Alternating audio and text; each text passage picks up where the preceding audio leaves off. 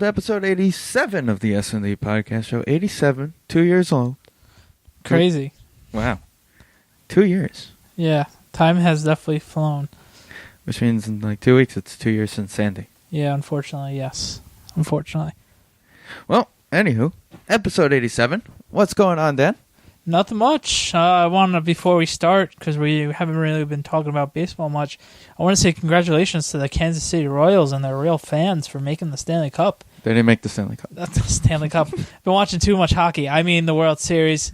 Obviously not the Stanley Cup, because that's not until April. Not April, June. I don't know why I'm talking so much today. Anyway, congrats to the Royals for making the World Series. They swept. They're on an 8-game winning streak on the playoffs. It's 9. It's a 9-game now? 9. Right. Wild card game. Oh, that's right. 9 games. I apologize. So, congratulations to them on this miracle run. It's been very impressive. For us Met fans, it gives us some sort of hope. Maybe Sandy Alderson. One day it will come. Maybe Sandy Alderson does some spending this offseason, and we're really that close away. I actually looked it up today because I was interested, because I know this was the first time, I think it was 29 years since they made the playoffs. Yeah. When they won it in 83, I think it was. 85. 85. So I looked it up, how many times they've actually been to the postseason, because that's a long drought. And this is time 8, and it's the third time they're going to the World Series. Yeah, that's crazy. 1-1 in the World Series, by the way. Okay. But also keep in mind that back in the 80s, there was only one playoff round. Yeah. It was basically win 4 games, you're going to the World Series. That's true, too. So, but congratulations to them. They basically, what that stat shows you, the 3 World Series and 8, they don't go to the postseason without a fight in the postseason. Yeah. 3 times, that's a good number. Yeah, it's similar to what the Mets have done. Whenever they make the playoffs, they always are in a deep run. That's right. So, and also have 3 World Series. 4 appearances. 4 appearances. And they're 2-2. Yeah. But anywho, baseball is baseball. Baseball. What's the other series? 1-1? 2-1? 2-1, I think. 2-1 St. Louis, right? I believe so. Anyway. So 2 years from now. All right. So in 2 years from now, prepare for another Cardinals Giants. Yeah. Are they the best all-around run franchises in baseball? Cardinals and the Giants right now. Yeah, I would have to say yes. They're the most consistent. Granted, it's not every year, like how the Yankees were run in the 90s, but more times than not, you're getting where you need to be. I feel like the Yankees did it based on money. Oh, yeah, 100%. And the Cardinals and Giants do it based on building. Oh, 150%. It's like every other sport. Next guy up with those 2 teams. Pretty much. Well, especially with the Cardinals. Cardinals are the best run team in the whole, maybe in all sports. They're definitely in top 5. Definitely. Oh, yeah. No question about that. Of all the sports. Definitely 100%. But for real, we can't not talk about the Jets and Giants this weekend. So we will get to them a little later. The Jets played meh. The Giants need to stop talking and start hitting with their grow pads. up. Yeah, like Eli and Kiwi said. They need to grow up. But today we're going to crush it. And we can't forget the Islanders being 3-0, and the Rangers are in a very shaky, slow start once again.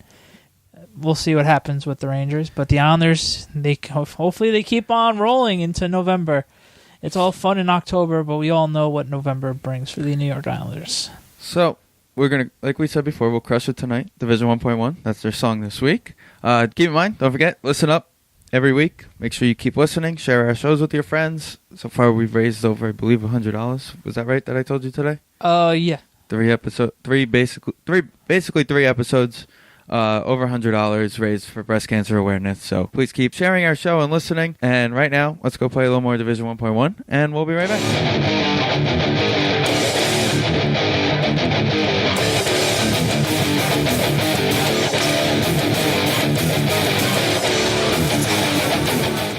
It's October, and hockey's in full swing. Islanders 3 games in, Rangers 4 games. Rangers look like they're hungover, but what did you expect? I know Lundqvist's tired, blah, blah, blah.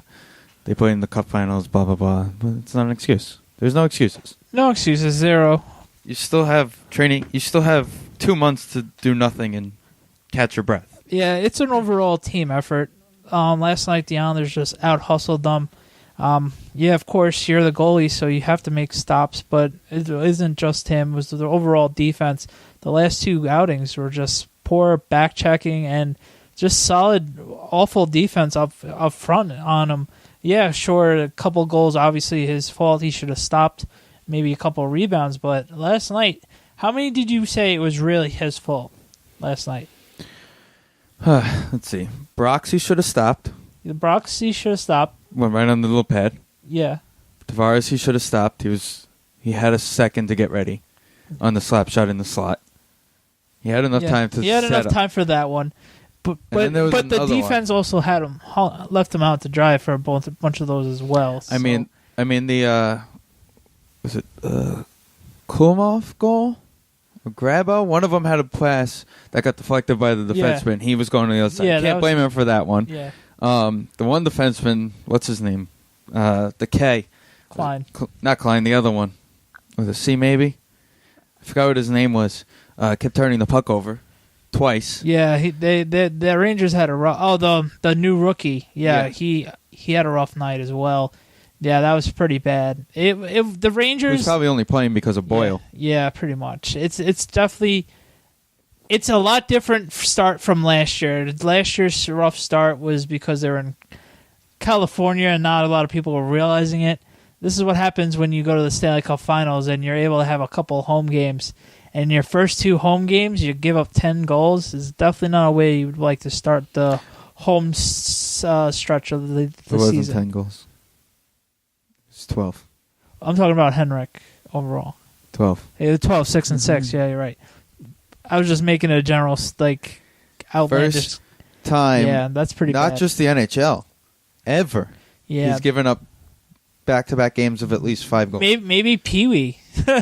Let's be real. Maybe Pee-wee hockey. It was just one of those weird sightings. You know Lundqvist is going to be better than that, so it's not really worried about that. We know when Lundqvist has his bad games, it's a couple of games in a row. Then he starts playing well, like the Lundqvist everybody knows. So, I don't know. I'm not really worried. I do have to commend Stymniak, who actually played pretty solid the last couple starts. Ryan Malone, his first Ranger debut last night, looked pretty good as well. Rick Nash has looked really good. 4 goals in 4 games already. He's one of the first times he's ever done that. So that's good to see out of those Ranger guys. They still missing something. By the way, my favorite Lundqvist excuse was it was a Olympic year last year. He also played in the finals. Why would anybody use that as an excuse? This is what's bothering me for the whole Islander Ranger rivalry last night. The Islander fans thinking that they won the Stanley Cup. There were a bunch of them. And then the Ranger fans making shitty excuses that their team wasn't ready to play. They got outplayed every facet of the game. And the Islanders took it to... The Rangers played the first 10 minutes the way the Rangers should have. They were up 1-0. No, yeah, that's what I'm saying. And then the Islanders took it to them, which the Islanders should play like that. And they played very well and very hungry. And you want to see the Islanders play like that. Both fan bases have to take a seat and chill out a little bit. It's still plenty of hockey to get around, but the Islanders played really well. And they played well the first... And this was great seeing them play a real team other than the Carolina Hurricanes as well. So, Boomer Esiason said it the best Wednesday morning. John Tavares is the best superstar in New York right now. Oh, 100%. Yes, Nash is hot. He's off to a hot start. Oh, no. But Tavares he's playing Sidney Crosby type hockey. I was talking to my trainer at the gym about it. He's playing Sidney Crosby type hockey. Pass first, shoot second, protect his teammates. Oh, 100%. I wouldn't even consider Nash an all-star, elite all-star. Other than he scores goals, but other than that, he really does very little. He does very little. Arguably, the best Ranger player other than Lundqvist would have to be McDonough. Oh, yeah. No question about it. Unless you consider St. Louis, which obviously for right reasons as well. St. Louis has stepped up a little bit as well, which we known. So I'm really liking the Duclair kid like we talked about last week. He has the speed, and he was on the first line last night. That just shows how much the Rangers have trust in him. And that kind of thing. What do you think of Duclair the last couple of games for him, or whatever amount of you watched of him last night? He looks like a kid who belongs. Yeah, no, that's exactly what I'm trying to say. He looks like he belongs there. He definitely is the fastest ranger on the team, other than Hagelin. I would like to see a race between him, Hagelin, and Zuccarello in that 3-horse race on who would be the fastest ranger. He would have a good shot of winning.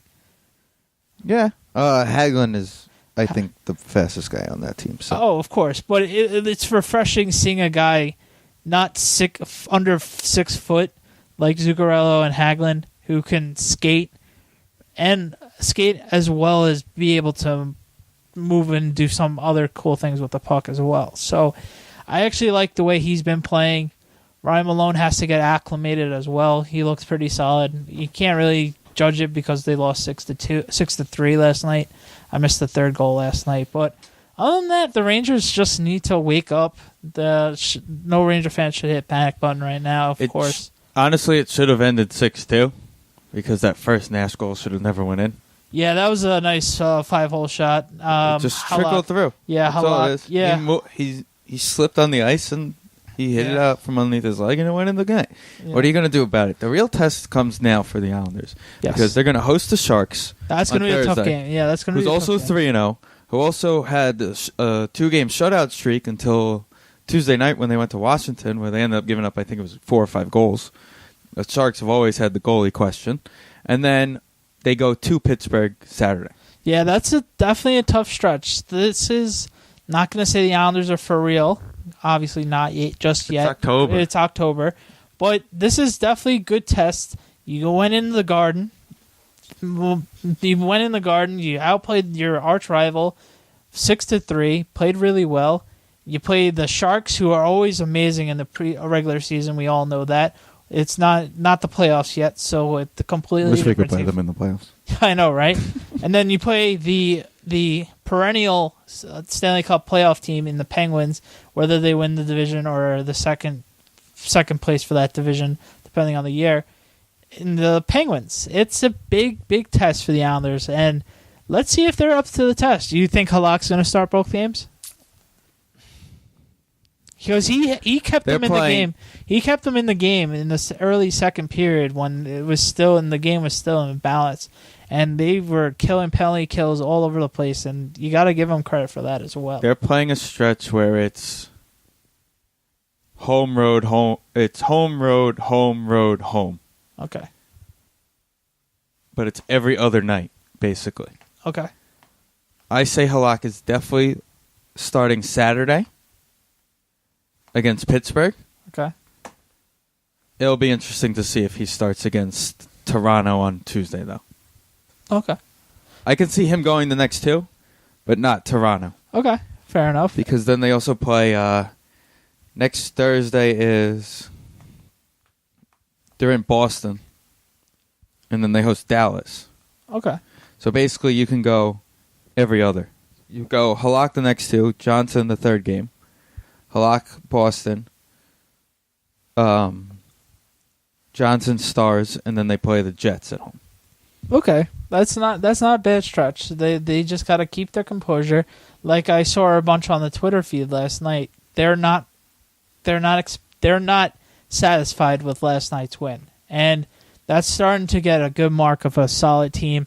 And with Boychuk and Leddy coming onto the team, they have looked really ready. Like they finally getting those pieces that they've missed for so many years. That me and Steve have been crying and asking for how many years? For a very long time.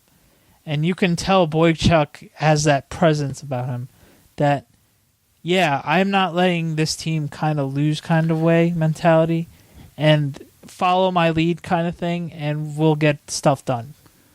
When the trade was made for Boychuk, one of the beat writers or bloggers for the Bruins tweeted out, the Bruins just lost their heart. And the most important leader on the team. That's what he tweeted out. Yeah, because all the young guys who are going to get huge contracts during the season or next offseason, yes, who played defense for the Boston Bruins, all looked up to him. Learned everything they knew from him. And he took all of them out for dinner on a nightly basis. Yeah, that's what I was just going to say. He mentored all of them, like the Dougie Hamiltons and so on. So that's going to be great news for Griffin Reinhart, who some people said he doesn't look ready yet. He's not ready. He's going to be the first guy down. DeHaan's already practicing, full go practice. He's currently with Donovan, who's usually a scratch. Gotcha. So I would assume that Reinhardt's going to be the guy that goes down. You'll move Hickey to the third line, and you'll put DeHaan with Hammer at the second. So it'll be Boychuk, Leddy, Hammer, DeHaan. Basically, the two of them played together the whole end of the year last year when Amac was traded. Okay. And then you'll have Hickey and Straight playing for a little while till one of them either loses the job or Wisnowski comes back. Yeah, how is Wisnowski back? Wisnowski is not going to be back, I would assume, anytime soon. Speaking with a source, he had a very bad summer. With concussions? With relapses with his concussion-wise. Oh, boy. So apparently he saw about good 10 different doctors over the summer. He's basically a hit away. Yeah. They're being hit very carefully. Yeah. At what point, especially knowing how hockey and football, how the concussion epidemic has been, when do you call it quits? Like, if you have to go see 10 doctors, and if they tell you you're one hit away, you call it quits. You gotta call it quits, right? Especially he's like 38, 39. Yeah, you've had a great career, bro. Just let it go. I'll tell you this: if they're smart with the way they're playing, bearing injuries and stuff to players, just keep him on the IR until after the All-Star break in January. Then when it comes down to the grind, the Islanders look like a team that are going to fight for a playoff spot. Yeah, no. Will they be a guaranteed playoff spot team? No, I can't make that promise right now. It's October. 3 games in. The Islanders could be that bubble team the way they were 2 years ago. If they didn't make that crazy playoff push 2 years ago, the process of it, this would have been the year that they would have done what they did 2 years ago. Right, but I don't think they're going to need that big push at the end like they did. I think they'll have a better shot this year. And I think that to bring Wisnowski back towards the end of the year is going to be like making a trade. Yeah, absolutely. You don't even have to trade anybody. And for all we know, maybe Reinhart or what's the other draft? Palak. Maybe one of them could turn it on and be on they have to bring him up kind of moves. But that's a long way to go, for sure. Come to me in November, because that's always end of November. The Islanders. That's the Islanders month. And know how the Mets, it's July, right before the All-Star break kind of thing. That's where the Islanders notoriously choke at the end for the last couple of years. So the Islanders look great. Halak is looking what we expected, especially last night, like we mentioned on the power plays. And he looks pretty good, and that's why we had him. He was the best penalty killer, and that's absolutely the idea. And your best penalty killer is... It definitely beats having Nabokov. Nabokov, when he was an Islander, he did a great, solid job for what they've asked him to do. But Halak is so much of a better player. So that's a really positive thing as well. And they actually have a decent backup goalie if, God forbid, Halak actually gets hurt. So that's positive things. Garceau has earned his praises this year. Basically, Wang said, "Listen, I'm selling the team. You better prove yourself." He's fighting for. You can tell. And you can finally tell that that's what he's actually doing. Now that it's been official, and the league approved the sale. Now, technically, yes, the contract states Wang owns the team for 2 years. But we all know that Wang's just owning the team to earn the money. He probably already put the other guys in charge. Yeah. My guess would be they're in charge. He's just profiting from it. Hey, man. It's been long enough. You may not see the other guys. I mean, you don't blame Wang for doing it. You want to earn. He lost, I think they said, like an average of like $10 million a year on the team. Who'd want to lose $10 million a year? That's just... You know what? It'd be nice to be able to lose $10 million a year. Well, besides that. But yeah. So, yeah, he's just profiting, and that's all he's doing. So basically, Snow's playing for new owners. That's what it comes down to. It's like, you got to earn it. Oh, and before we forget, I also forgot the Rangers schedule this week. They are playing the Sharks on Sunday. They're playing the Sharks on Sunday. They play the Carolina Hurricane tomorrow. Then the New Jersey Thursday. Devils next week. In New Jersey. The Sharks are on their tri-state area tour. Yeah, their getaway day. They were in Washington on Tuesday. They're playing the Islanders on Thursday. They're in New Jersey Saturday and at the Garden on Sunday. And the Devils have actually looked pretty well. 3-0. 3-0. Quietly 3-0. No, that's typical Devils fashion as well, like we mentioned last week with Sean. So, hey, man, like we said last week, if the Devils won a couple shootouts here and there, they would have been in the thick of things last year. That's why they're 3-0. That's why they are 3-0 is right. They haven't had a shootout. That's why they are 3-0. Schneider, it looks good to see Schneider being the full-time goalie and not having to worry about a legend behind him bitching the whole time. So that's really great to see out of him. The Flyers are just scrappy as hell, so they're in a house of flames right now as well. So what gives with that? Who? The Flyers. They're a badly ran franchise. They are very poorly ran, but with the talent they have. They don't have much. They don't have much anymore? They don't have much. They did trade Hartnell, who was arguably the heart and soul of the team. Exactly. Actually. So that's pretty bad. Steve Mason won 4 big games early in the season last year, and they crowned him the greatest goalie. Well, yeah. Well, good for Philly. We all know how much we hate Philly and everything. So. I don't know what you're talking about. Brotherly love. Yeah, all right. Let's get to football. Speaking of Philly. On that note, let's go crush it a little bit more with Division 1.1, and we'll be right back. We're talking about the Jets first, by the way, for Good Luck Charms. SND Podcast is in no way affiliated with, associated with, produced, or endorsed by the National Hockey League or any affiliates.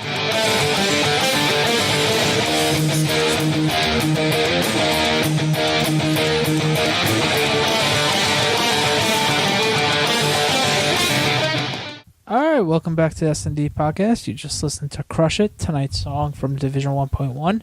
Before we talk about the Giants, we have to talk about the New York Jets. They played pretty well. Unfortunately, there was no offense to be had once again for the New York Jets.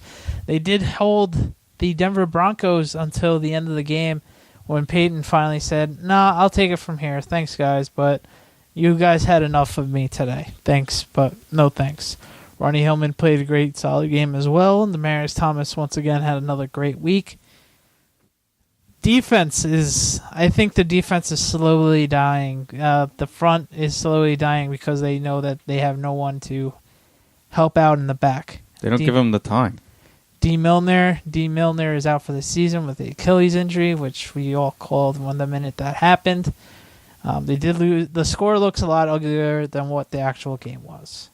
Yeah, for the most part. If it wasn't for the 14 points in the second quarter, they were going head toe-to-toe with them. And the Jets just couldn't handle it. They just couldn't handle it at all. Gino, other than the first drive, Gino looked great the first drive. Other than that, they looked lost. For some reason, they couldn't get the running game going again. It's really time to check yourself at the mirror. Chris Johnson has 9 rushing yards for the whole team. Gino actually leads the team with 11 rushing yards for the game. That's not good. That's not good at all. Ronnie Hillman had a 100 yards day of rushing. Demaryius Thomas had 124 yards receiving. Oh hum! It was just one of those days that the Broncos didn't have to play great, and they didn't, and they still found a way to win because they are, in fact, the better team. Do you have any takeaways from the Jets this game before we talk about... Rex isn't coming back from New England. You don't think so? Even though they have to dominately win the game for him to come back from New England. Okay. Even though they said it won't be until the end of the season, which most likely is going to be How many times have we heard those words out of Jerry Jones's mouth? a lot, because what's his face is still on the team. And also when Wade Phillips was the guy. Yeah. So it's he's going to be a lame duck for the rest of the season. He's not going to get fired right away, because honestly, who else would be the better head coach for the Jets right now? Nobody's going to be a good head coach, but at least you'll show signs of, okay, let's make changes and make improvements. And let's see what someone else can do with this. This shitty offense? Yeah.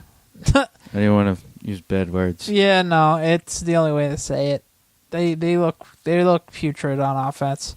And Decker looked good for the most part. He did score a touchdown. Him and Chase Amaro both scored touchdowns, so they looked pretty solid. It's just they had the Broncos within one score and went 3 and out for that drive. So that's pretty much what happened with the Jets. The typical Jets stalling out on offense when sometimes the defense, they are on the field so freaking much that they need the offense to go on long drives just to get their breath. They can't with all the turnovers. They can't with all exactly right. It's just kryptonite. And that's why the Jets defense gets tired towards the end of the games, because their offense isn't able to prolong anything. So on to New England. It doesn't look good. It doesn't look pretty for the New York Jets. But even with a bad ankle and rain, I feel like Brady can. Of course, I'm going to go out on a limb and say the ankle is just Belichick being Belichick, because I think there's been 1 week in Brady's entire career where he wasn't on the injured list. Very fair point. It's a short week. You have a 37-year-old quarterback on a short week. You're going to limit him in practice anyway. And limit him in practice every week. And honestly, let's be fair about this as well.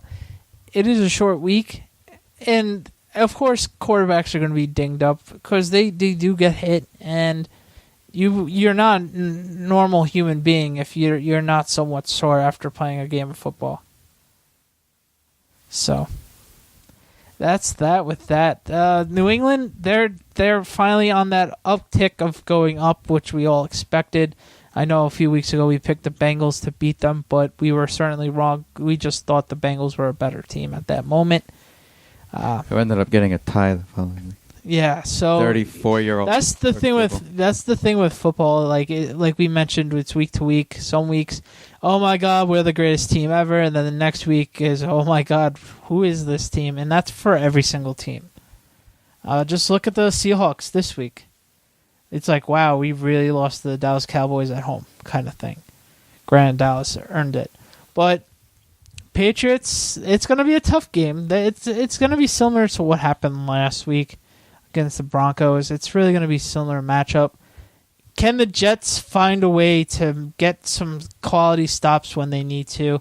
And can they prolong drives and not go 3 and out on every single drive? That's the biggest question, and that's why I'm going to take the Patriots. I know what I'm going to get out of the Patriots. I know Ridley's out for a while, but they still have Shane Vereen, who's going to be able to carry the load. So I still going to take the Jets to lose, and the Patriots are still going to cover and continue the trend for crappy Thursday night games. Granted, last week's Thursday night game wasn't crappy, but it wasn't great. So I'm going to take the Patriots and the points on this game. What is it? 6? I wanted to say 6. Last time I checked was 6. Let me look at the email. I want to say it was in that 6 range also. Yeah, it was something like that. This game, unless it went up because they are the Jets, probably went down because of Brady's. Yeah, actually it was 9.5 for where I saw it. 9.5 is the latest they have up. Yeah. On Yahoo as well. Started at 10. Yeah. Then Brady limited. Oh my God. It's still DeMarco Murray missed practice today too. Yeah. Giants are automatically going to win. They're not going to run the ball at all. Yeah, okay. Guys stealing underwear and fragrances. And the Joseph Randle. Yikes.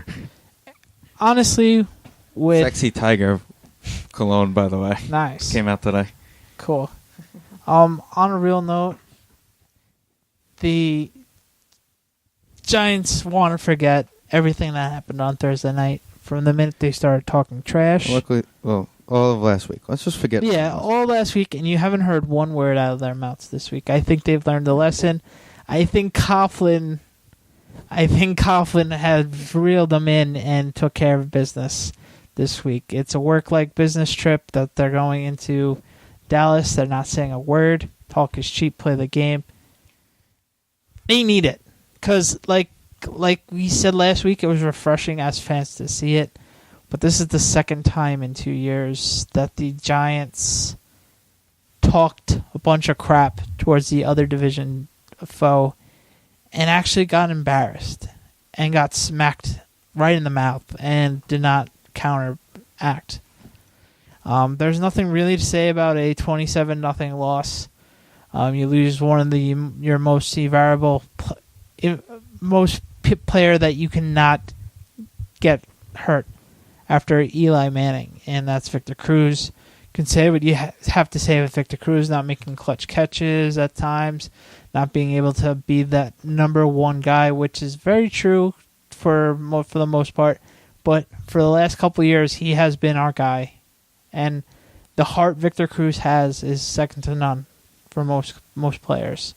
Everybody knows his story, and it was just I was more upset about losing Victor Cruz to the season than actually losing 27-0. That was more heartbreaking for me.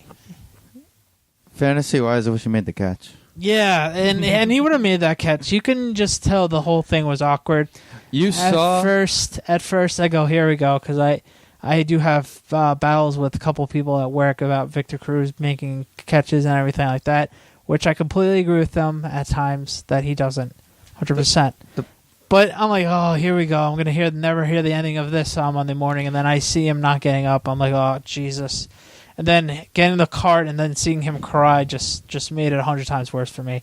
Like my heart really sank because you just see how he is out in the public and just him through interviews and everything like that, and you're just like, oh, man. That just happened. The best was that somebody called Francesa on Monday and goes, this is all on Coughlin. If they don't go for it on fourth down there, Cruz is standing on the sideline and they're kicking a field goal. Honestly, with those kind of injuries, it was just a matter of time when he would do it. The knees are ticking time bombs, especially on the high level that you play on the NFL level. Your knee is a ticking time bomb, and honestly, then who knows? Maybe the next play that would have happened, because God knows what would have happened if, that was just one of those simple plays. It wasn't like him getting hit or anything. He just went up for a pass and came down really gingerly and awkwardly, and you can tell it ended his season right then and there.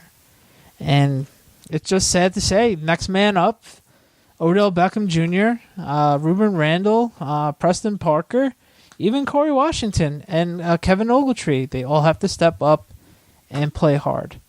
And it starts this week in Dallas. And they have to find a way to... They need to find a way to handle their business. If not, this season could very well be over. As much as I hate saying it. Because we'll be going into a bye of 3 and 4. To the month of hell. To the month of hell, like we mentioned every week so far this season. Month of hell, and under 500 and being 1 and 2 in our division. And we'll have the bye week to regroup. Monday Night Football against the Colts at home is always going to be a good game. It can go either way. I'm sure Bradshaw and I'm sure Akeem Nicks are going to be extra amped up for this game that week. I hope someone steps on Bradshaw's foot. Yeah. How do you stop him on Bradshaw? Step on his foot. Duh. Yeah. It's not that difficult. Yeah. I'll always love Ahmad, though. But oh, yeah. I love Ahmad, too, but step on his foot. 100%. Knicks, too. 110%. Kick, just trip Knicks in the leg. Take the 15-yard penalty. But he's not getting up. Yeah. But on to Dallas. Dallas first. Dallas scares the living hell out of me. Yeah. The one team Eli always plays well against. No. I'm not talking about us as a team. I'm talking about on how hot one particular team looks like right now. DeMarco Murray is just running the hell out of the ball right now. There's no way he's getting 400 carries in this season, and hopefully he slows it down a little bit right now, especially what time would it be perfectly? It would be against the Giants, which is not going to happen. You mean like McCoy? Pretty much like McCoy that we did both call, so yikes. The Giants just gotta keep it up, and with the Cowboys' offensive line, the Giants really, really, really need to find a getaway to Romo. The way they didn't get to Nick Foles until it was too late into the game. The Giants need to get their heads out of their asses on defense and ready to go this week. They looked lost. I just don't get it. When they look, one week they'll look unbeatable and just make every single play in the world. The next week, it looks like they didn't even practice for the week. Hopefully they look like they practiced this week, because they didn't look like they were ready until they decided to put JPP on the other side and he got pressure on Foles. Because Jason Peters has shut him down for pretty much the majority of the game, and he was getting double and triple team blocks. So we need everybody to step up. All hands on deck. This is pretty much for our season right now. Each week is going to be one. Can they go 1-0? But you need the division games more importantly than any other game on the slate. So, what do you think the Giants are in store for on Sunday, 4:25 kickoff against the Dallas Cowboys at Jerry's World? Is your dad going this year? No. Okay. It's going to be loud. Actually, probably not. It's never really loud. No, there was more Texans fans than Cowboy fans a couple weeks ago, so there'll be Giant fans there. Don't you worry. Always is Giant fans there. Yes. I honestly expect the Cowboys to come to play. It's Giants, Cowboys. Cowboys are the hot team. Yes. Just got to hit them. What I'm praying for is them overlooking the Giants kind of thing after having such a great win against the defending champs on the road, arguably the hardest place to win in Seattle. They looked absolutely fantastic, and they figured out how to beat the Seahawks.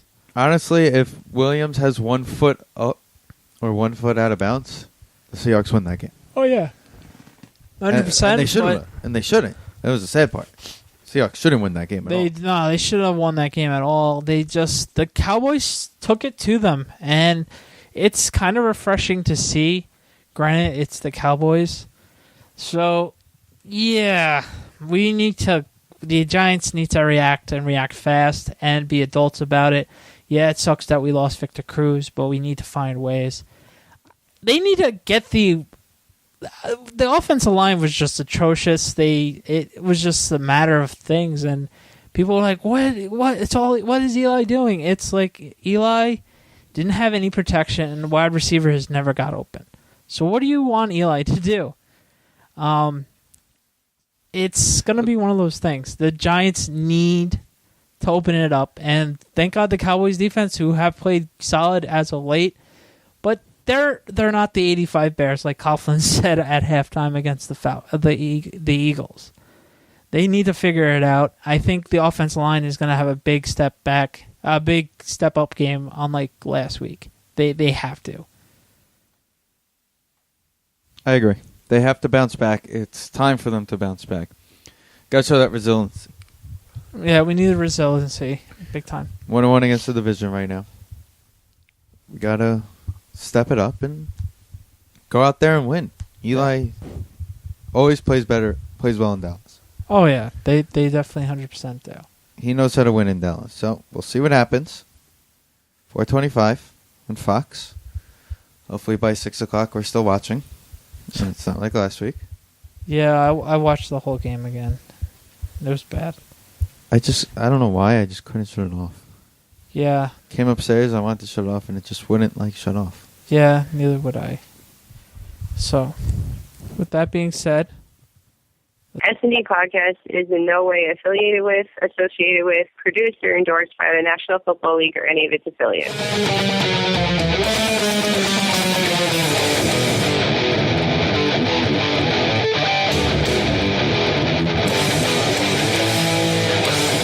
Welcome back to the S&D Podcast Show, episode 87.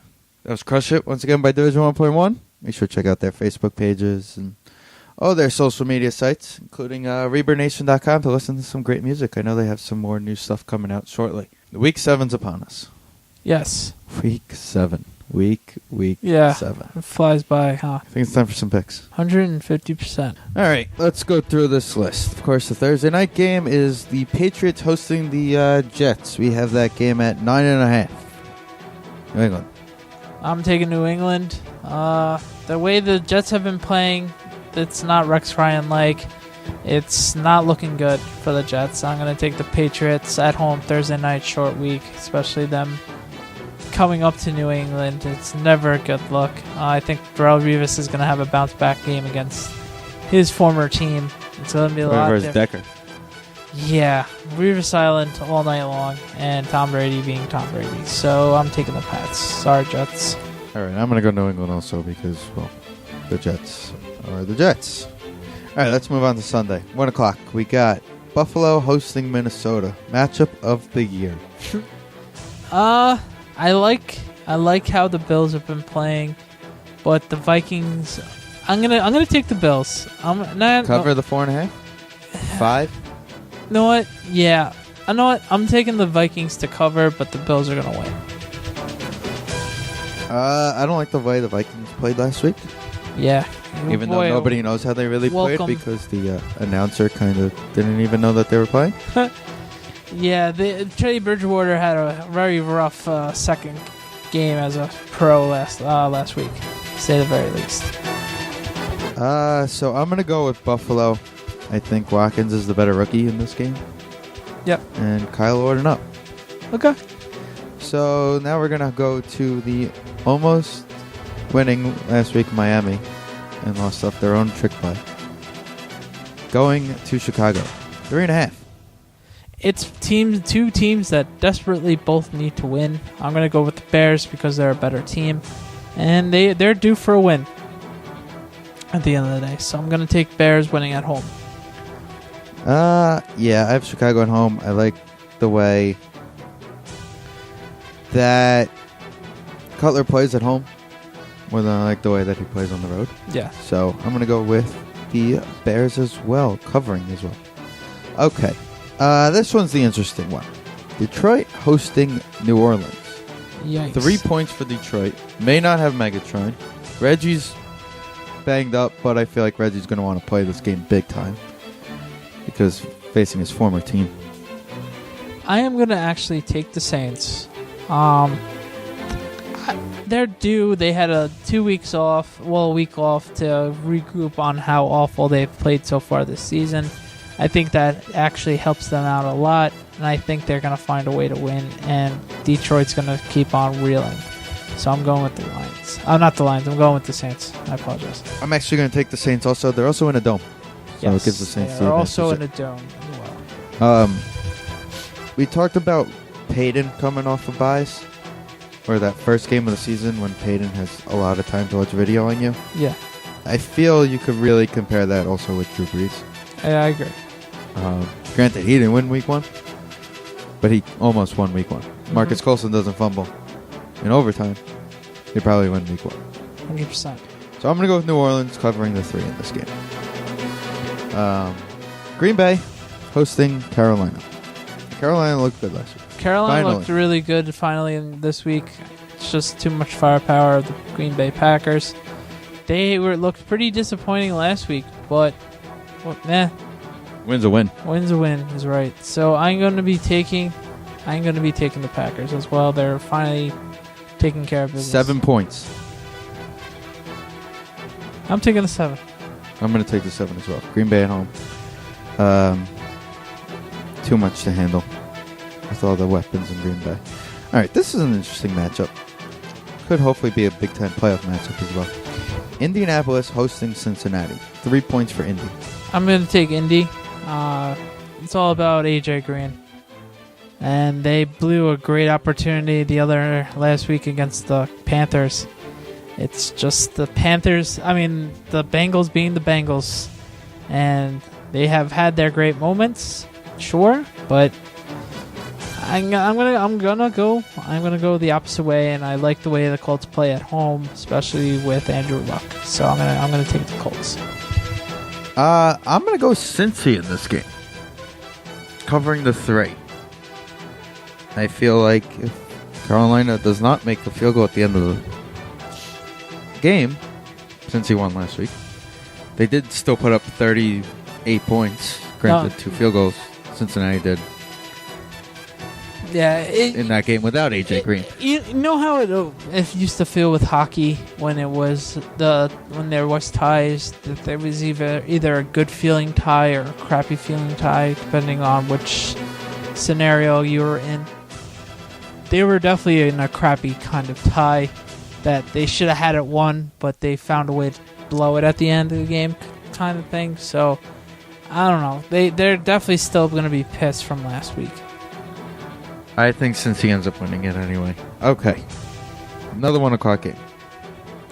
The horrible Rams hosting Seattle. Seattle is 6.5. I'm going to take Seattle on the points in this game. The Rams are just... Yeah, the Rams played decently to a point the other night. Not enough. Not enough to win. So I'm definitely going to be taking them. The lose to the Seattle Seahawks, especially last week, on how badly they looked. They looked like a human team, which we haven't seen the Seahawks look like in quite some time. So they're bouncing back this week. They're going to run the ball with Lynch. They're going to run the ball with with Wilson. They're going to try to get Harvin the ball again this week. They didn't really do a good job at all last week on offense. So they're going to step their games up. All right, so I have Seattle also in that game. This one will be interesting. In Washington, the Titans, 5 points for Washington. I'm taking the 5 points for Washington. The Washington Redskins are due for a win this week. And what perfect time would it be for them to play at home versus the Titans? They looked decent last week against the Cardinals. They just couldn't pull it out. I think Kirk Cousins finally going to get his first win of the season against the Titans and clipboard Jesus. Cousins is like 1-7 as a starter. Yeah, it's crazy. They can't wait to have RG3 back. I feel like all off season it was let's crown Cousins, but he's 1-7 as a starter. 3 years. Yeah. And we've been overrating him because maybe with a brand new start and a new system, maybe he could be somewhat decent. But as a starter, it hasn't been the case. I'll give him the benefit of the doubt the last 3 games of last season because that was just a sinking ship. This year's a different scenario, and you can tell it's legit now. I'm actually going to take Tennessee in this game because they could have won a couple weeks ago against Cleveland. Yeah, definitely 100% if you don't blow that 20-point lead. Was it last week where they should have won also? There's another game where they should have won the game. Jacksonville. I don't remember. Just lost to Jacksonville 16-14 last. Actually, no, they beat Jacksonville 16-14. They won. They beat Jacksonville. Yeah, they won last week. So I actually am going to take the Titans to cover the 5 points. Okay. Winning that game, they'll probably end up tying 0-0. Yikes. But that's how bad both teams are. Pretty much. It may end up being like a 3-0 game. Or 3-2. Someone may sack somebody in the end. No, Deshaun Jackson had a great game last week, so I could see that carry on to another week. So, all right, next game. All right, next game we have the team that only has to play in the first quarter, the Ravens. Okay. Hosting Atlanta. 7. It's going to be the Ravens. They're going to cover again. It's the whole Falcons don't play well outdoors. Falcons going to are they going to get to the second quarter? Yeah, they'll definitely get to the second quarter. It'll be like Unlike the Buccaneers. It'll be in the fourth quarter. Hopefully, I'm playing Torrey Smith this week, and hopefully he does what he did last week. Probably not, since I'm playing him. But I'm taking the Ravens. I gotta take Baltimore as well. They look good. That they did. Not just last week, just in general. They've been looking real good, and I've been saying it. I think they're definitely the team of that division this year. So I'm gonna take them. All right, so now let's go to 4 o'clock. 4:05. San Diego hosting Kansas City. 4 points for San Diego. That's gonna be a tough game. Barely beat the Oakland Raiders, by the way. Yeah, they had a rough game last week. I'm gonna take the Chiefs. They're gonna find a way to pull out the win this week. They're due for a good game. They're due for a win, and I'm gonna give it to them this week. I am going to take San Diego in this game, even though I think San Diego's overrated. Yeah. I just don't like the way Kansas City's playing this year. No, understandable. I think it's almost time for them to wake up. So I think they're going to finally wake up after our bye week. We actually missed one of the 1 o'clock games. Okay. The upstarting Cleveland Browns hosting the Ophir Jacksonville Jaguars. Not hosting. They're going to Jacksonville. 5.5. I'm taking the 5.5, and I'm going with the Browns. They're going to find a way to win. They're just on this nice hot streak. I could see them being a letdown, but I think it's all or nothing for the Browns. I'm going to say they're going to win. Get in cover. It is a matter of time till Jacksonville wins a game. They got to win a game, right? No, they'll win a game, but it's not this week against the Browns. I actually I've been saying it for weeks. I actually like how the Browns have been playing as of late. And they're almost that time. 3 more weeks till they get Josh Gordon back. So watch out. They're only going to get better. They're only going to bring him back. Yeah. So I'm actually going to take the Browns as well. But just so you know, a little run through of the Jacksonville Jaguars schedule is hosting Cleveland, hosting Miami, at Cincy, hosting Dallas, bye week hosting Indy, at Indy. I apologize. Hosting the Giants, hosting Houston, at Baltimore, hosting Tennessee, at Houston. Yeah, that's rough. That's rough. We'll see what happens. And the Tennessee game's Thursday Night Football. Woo! Woo! That's a rough Thursday nighter. Jeez. Wow. Talk about bad timing to have a Thursday nighter. Anywho, I wonder if they'll flex that. So, back to the 4 o'clock games. Cowboys hosting the Giants. 5.5 for the Cowboys. I'm going to take the Giants. I agree. Giants are going to bounce back this week. They always play better in Dallas, and I think 8 out of the last 10 games have been by 3 points or less. Yeah. There hasn't really been a blowout. It's been hit or miss, and the Giants really need this win badly. All right, next game is Arizona going to Oakland, 3.5 for Arizona. I'm going to go with Arizona because they're just a better team. Even though Derek Carr has, more touchdowns in 8 games than in his first 6 games than 4 other guys. The stat that came out today. So they got, Derek Carr has more touchdown passes than 4 guys, including Andrew Luck. Yeah, it's crazy to see. So, who do you got in that game? Arizona and... I'm going to take an Arizona. They're just too good. Their defense is much improved. I'm definitely taking them. Not even close. Alrighty, so the next game we have is the 8:30 game. Peyton Manning, 3 away from the record, hosting San Francisco. 6.5 for the Broncos. I'm going to say the Niners cover, but obviously the Broncos pull out the win. I've liked how the 49ers have played the last couple weeks. It'll be interesting to see what they come out with. Maybe they get to establish the running game that they couldn't do against the Rams on Monday night. But I'm gonna take the Broncos winning, but not cover. I'm gonna say the Broncos do cover. I do like San Francisco's defense against Peyton. I feel like they're gonna step up and play big. But I still think Broncos at home are a different beast. So, Broncos cover, win, and Peyton breaks the record by 2 touchdowns. Oh, yeah. By 2 touchdowns. All right, Monday night. Pittsburgh, who's just been awful, hosting the Houston Texans at 3.5. I'm going to take Houston in this game.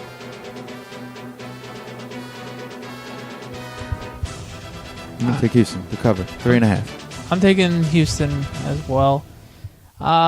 It's just a matter of time for them to finally win on offense. Their defenses look good. J.J. Watt is, of course, always being J.J. Watt. They made the game interesting last week, but close but no cigar. I think Arian Foster has been lighting it up. I don't like how the Steelers have been playing. I'm taking the Texans. Yeah, the Steelers have just been a mess. The craziest part about it is you'll never hear about Tomlin getting fired and being on the hot seat. Because how many times was Bill Cowher apparently on the hot seat? He left on his own terms, basically. So, I don't see them winning at all. I see the Texans already. Don't forget, public service announcement, don't take our picks to Vegas. Absolutely, never take our picks to Vegas. That was our show.